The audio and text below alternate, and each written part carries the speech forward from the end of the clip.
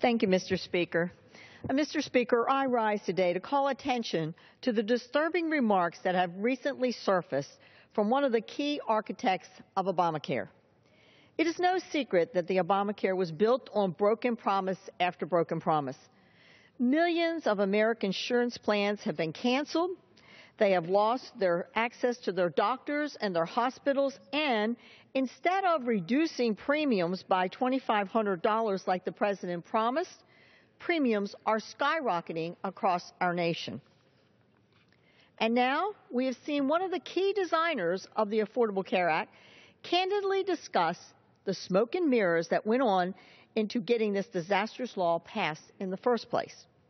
Indeed, Mr. Gruber bragged about the lack of transparency involved in the process of passing this 2,000-page bill, even the bill so that it could not be scored properly by the Congressional Budget Office. Mr. Gruber refers to, and I quote, the stupidity of the American voter, close quote, as a necessary component to getting Obamacare passed and signed into law. This is outrageous, and on behalf of my constituents of Tennessee's 6th Congressional District and Americans across this country, I reject this assertion from one of Obamacare's key architects. The American people are much wiser than this. After all, at no point in time has Obamacare been popular with the public. Before it was even passed, the American people did everything they could to stop it, even electing a Republican senator in a blue state of Massachusetts to be the deciding vote against it. But the Democrat majority maneuvered their way around the will of the people, passing it anyway. And despite the underhanded efforts of this law's designer, it was still unpopular with the American voters when it passed.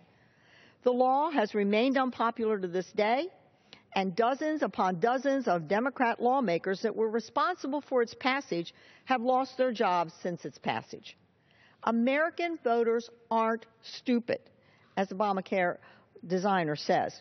To the contrary, they have repeatedly raised their objections to this government takeover of our health care system. In fact, a majority of Americans still say they wish that Obamacare had never passed. And that's why, as recently as last week, they sent majorities in both chambers of Congress to Washington to dismantle this maliciously conceived boondoggle.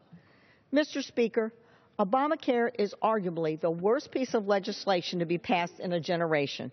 The law is such a mess that it may collapse under a review by the Supreme Court next year. The American people get this, even if the law's designers do not. That is why they continue to send my colleagues and I to Washington to fight to protect them from this disastrous law.